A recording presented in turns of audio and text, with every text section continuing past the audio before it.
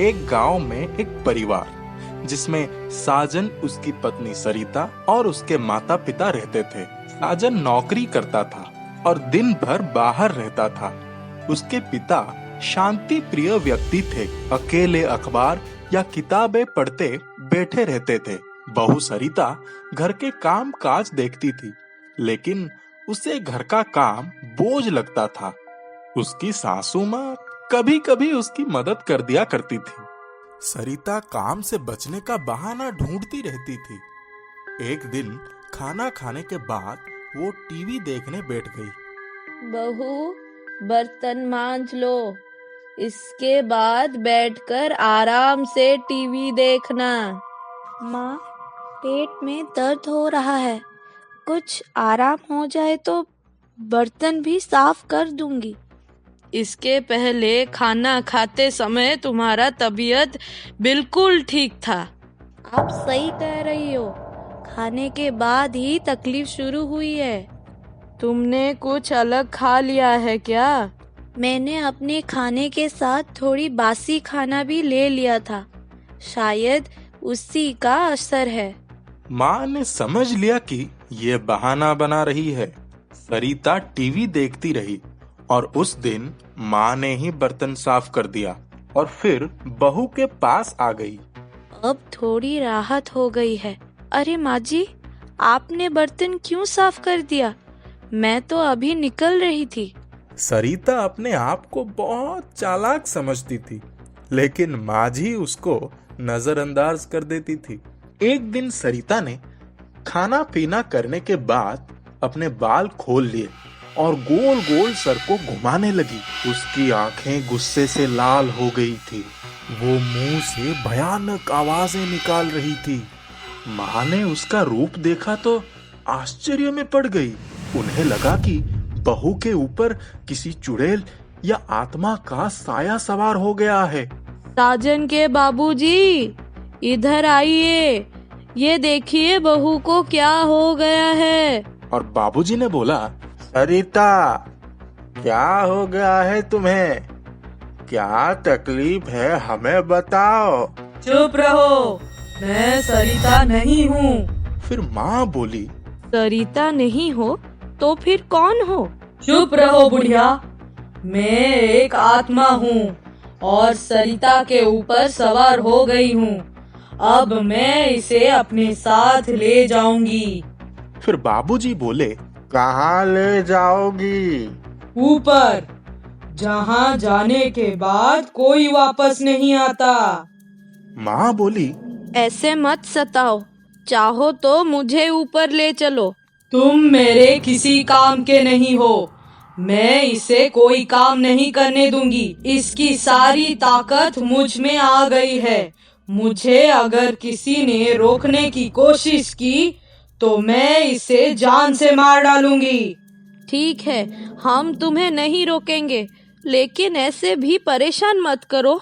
कुछ देर के बाद सरिता का शरीर शांत हो गया और वो निढाल होकर बिस्तर पर लेट गई। अब इसे आराम करने दें, यहाँ से चलिए। साजन के माँ और बाबूजी आंगन में चले गए। उसके बाद बाबूजी ने कहा, साजन की माँ, अरे मुझे तो बड़ा आश्चर्य हो रहा है, ऐसा पहले कभी नहीं हुआ था। देखते हैं, इसका कुछ उपाय करेंगे। शाम के समय साजन भी आ गया। जब नाश्ता करने के बाद वो इत्मीनान से बैठा, तब माँ ने उसे सारी बातें विस्तार से बताई। बेटा, बहू को किसी बड़े तांत्रिक को दिखाना होगा, शायद इसके ऊपर किसी चुड़ैल का साया है। माँ, ऐसा पहले कभी नहीं हुआ। मेरे समझ में तो कुछ भी नहीं आ रहा है। आप लोगों को जैसा उचित लगे कीजिए। दूसरे दिन बहू ने घर का कोई काम नहीं किया। वो दिन भर शयन कक्ष में मजे से लेटी रही। माँ ने घर का सारा काम कर दिया। बहू ने सिर्फ खाना खाने का काम किया। रात को माँ ने बहू को बर्तन साफ करने के लिए कहा। माँ बोली, अरे बहू, सारे दिन काम करके मेरे कमर में दर्द होने लगा है। तुम बर्तन तो साफ कर दो। इतने बात सुनते ही सरिता का चेहरा बदल गया। उसकी आंखें लाल हो गई, उसके बाल बिखर गए थे। माँ जी को गुस्सा आया। उन्होंने एक डंडा उठाया और सरिता पर टूट पड़ी। तू चुड़ैल है ना? आज तेरी खबर लेती हूँ। मार मार के तेरा हुलिया बिगाड़ दूंगी। फिर सरिता ने कहा, बचाओ बचाओ, मर जाऊंगी, मुझे मत मारो, मुझे मत मारो। ये सब सुनकर बाबूजी और साजन भी आ गए थे। फिर बाबूजी ने कहा, अरे साजन की माँ, इसे क्यों मार रही हो? मैं इससे नहीं, चुड़ैल को मार रही हूँ। वास्तव में चुड़ैल को भगा रही हूँ। चुड़ैल नहीं हूँ, आपकी बहू हूँ। मुझे मत मारिए, मुझे मत मारिए। अभी तक तो तू आत्मा बनकर सरिता पर सवार थी, अब क्या कह रही है? मुझे माफ कर दो। अब मुझे पूरा विश्वास हो गया है कि मार के आगे चुड़ैल भागे। अब चुड़ैल भाग चुकी है। मुझे पूरा विश्वास है कि वो कभी भी और लौट के नहीं आएगी। अरे सरिता, तुम्हें ज्यादा लगी तो नहीं ना? हाँ, छुओ मत, बहुत पीड़ा हो रही है। माँ जी ने तो मुझे अधमरा कर दिया। उस दिन के बाद से सरिता घर का काम काज ठीक से करने लगी और फिर कभी चुड़ैल ने उसकी सवारी नहीं की। मंगल ग्रह पर जैसे ही अंतरिक्ष यान पहुंचा, वैज्ञानिक यह देखकर दंग रह गए कि उस यान से काफी दूरी पर ही एक औरत की छाया दिखाई पड़ रही थी।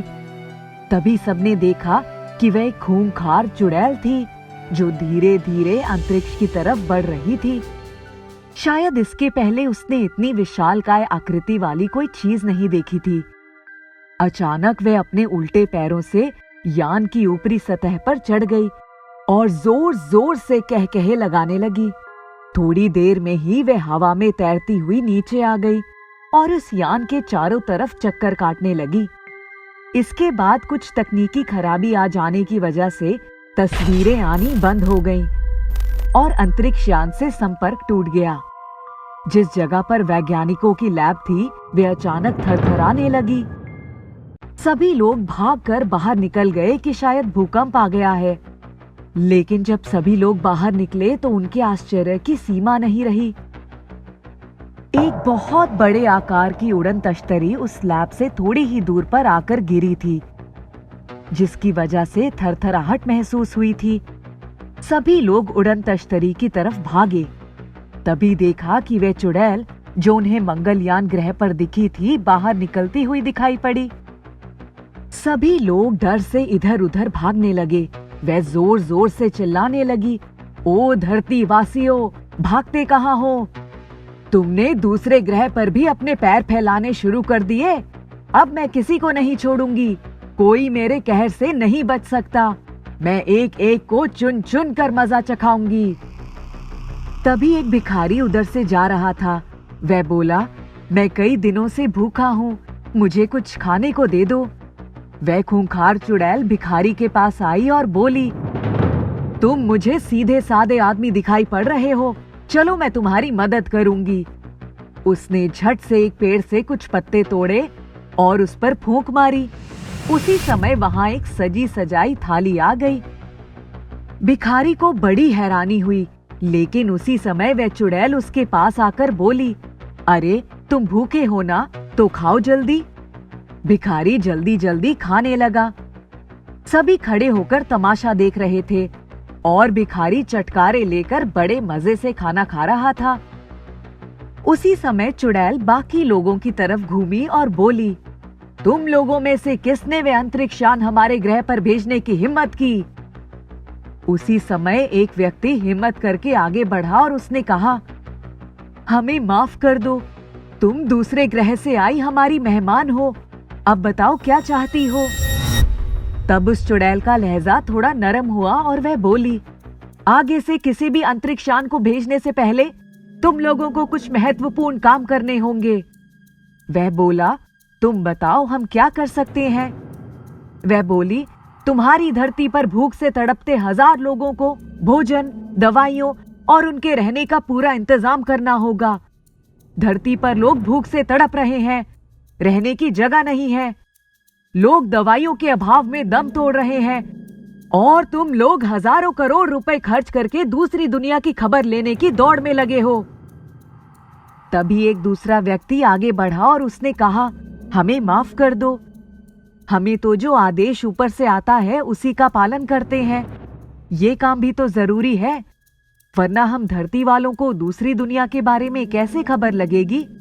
हाँ, अब हम तुम्हारा ये संदेश ऊपर तक पहुंचा देंगे और पूरी कोशिश करेंगे कि तुम्हारी इस बात का विशेष ध्यान रखा जाए। पहले व्यक्ति ने कहा, एक बात पूछूं? वह चुड़ैल बोली, हाँ हाँ पूछो। तब वह बोला, तुम्हें ये सब करने से क्या मिलेगा?